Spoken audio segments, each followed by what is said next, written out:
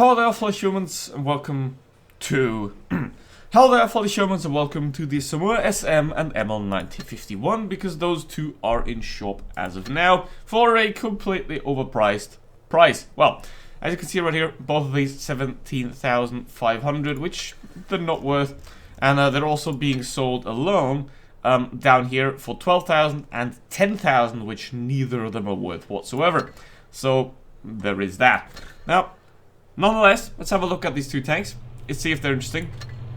Now, obviously, the ML1 is better than the ML 1951, so if enrichment is discounted, it is a lot more sensible to just enrich the ML1 rather than just buying this thing, which is worse. Same with Samoa. I mean, it's not twice as good as the MX CDC, and the MX CDC is already really bad. But anyway, don't forget to like and subscribe. Let's have a look at the stats and the armor. Now let's have a look at the stats here, and it's kind of clear which one should be the better tank, and obviously that's the MX 5100. It has better DPM, it has better accuracy, it has better mobility, and it has somewhat the same armor, especially on the turret. Now the sides are absolutely weak on this vehicle, which is mad, and also the gun depression is a lot worse. So basically the Somua SM is a premium version of the MX 5100 with some variety. You know, it has downsides, it has positives, so all in all they're pretty much roughly the same. Now obviously the Samoa does perform a lot better because it's a bit easier to play.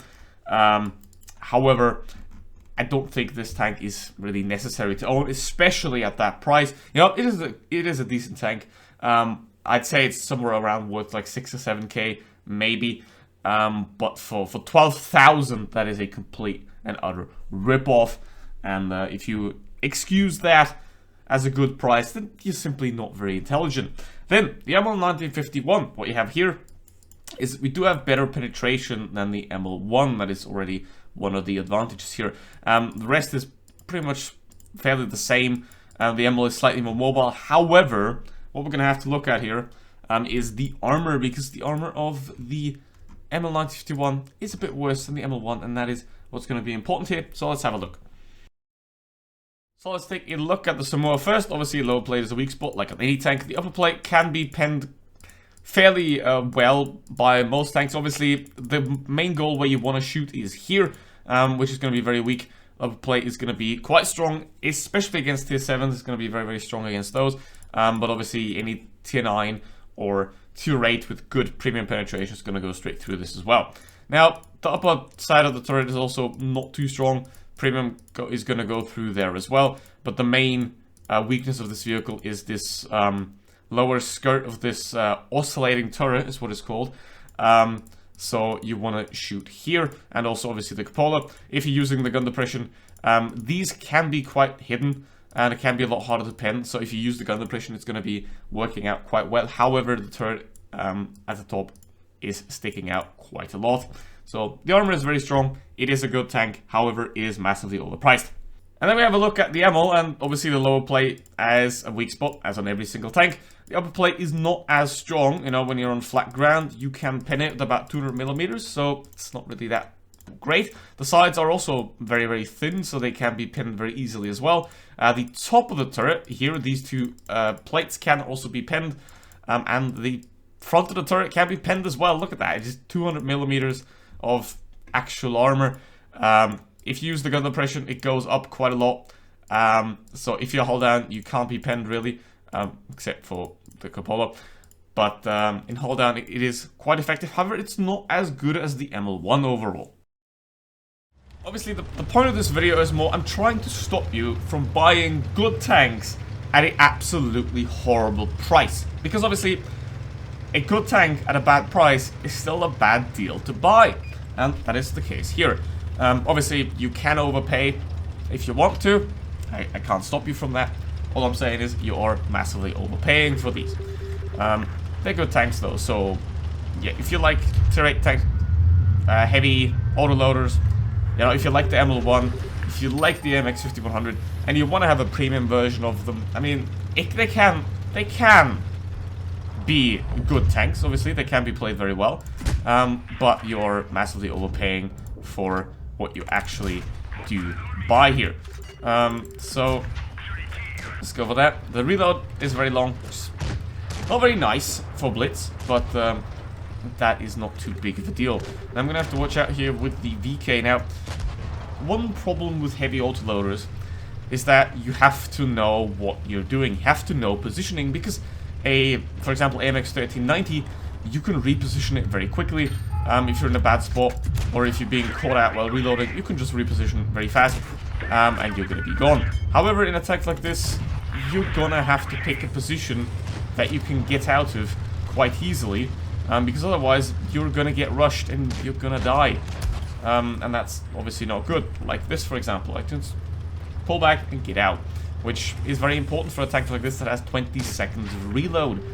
Yeah, don't get me wrong here, it is not a bad tank. It is a fairly good tank, actually. But for the price of 12,000, no tier rate is ever worth over 10,000 gold. Ever. So, especially not the great ones. And if it is 10,000, it has to be the best tier rate in the game, which neither of these two are. And I don't have the best team neither, which is not very nice, so I'm gonna have to dip here. Now, the mobility is decent enough. You know, I can certainly get out. My focus here would be to get rid of the stand-up B quickly. See if we can two-shot him, actually. That'd be very wonderful. Nope, we can't. Low roll. There we go. Now, go on the VK. There we go. Wonderful. That is how we want to do it. Perfect. But yeah, you always want to have an opportunity to get out. Because if you stay in the same position and the enemy pushes you, you can die. Okay, there's 122 TM. There's one of those people that doesn't understand value. Because obviously, if you buy a good tank at a bad price, you're still having a bad offer in total. And the same goes for if you buy a bad tank at a good price, you're still having a bad offer. So, here we are. He missed. Move forward. That's not what you want to do. If you're at a disadvantage, go back, get the space. You know, because obviously if you're at a disadvantage, you have to somehow make up for that, right? And you have to make up for that with getting more space, getting more overview, getting more control. So that you get the enemy in a position that is favorable to you, rather than just, you know, having them run at you and you dying. Okay, let's take him out.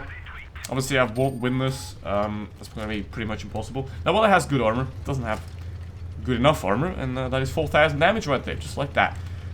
So, if you play it right, if you also have a decent team around you, I mean, it's kind of a bit of a joke, you think, but if you have a team that is allowing you to do damage for a long time, oh, there we go, I'm dead, then you can make this work very well, and it is a good tank, but it is absolutely not worth it. So let's now get into the battle with the Emil here, and I'm on the NA server because I don't have it on EU and I never will. So let's go. Now, the point of this vehicle is that you're paying 10,000 gold for a copy of the ML1 that actually doesn't have the advanced speed boost, so it's worse. Which means you're actually spending a lot of money for something that you can get for free, and then when enrichment is discounted, you can just get the ML1 and have a better tank at a better price. So, one thing as well that I should definitely mention about pretty much all autoloaders is that calibrated is a must-have. Because obviously the vents do not really have that much benefits. Wargaming pretty much nerfed them into the ground, unfortunately. Vents used to be the most important equipment back in the day when there was the old equipment system, but now it's pretty much pointless because with an autoloader like this, we have a very long reload. You want to make every single shot count, and that is why I think calibrated is the better thing to use there. And obviously I don't talk about equipment that much, and that is mainly because most things are pretty straightforward. You know, if you think for 20 seconds, you just, you know, if you're in a light tank, you don't really need camouflage, right? But anyway, if you want me to make a video on how to equip every single tank, then, oh, maybe I will. And, yeah. Hello there, CDC and Emil. Nope, that's not it. And now we're gonna pin the side. Obviously, the hull on this thing is non-armored, pretty much. Just no armor on that thing at all. The turret is only strong when you're hull down. So in a situation like this, you don't really have much armor at all.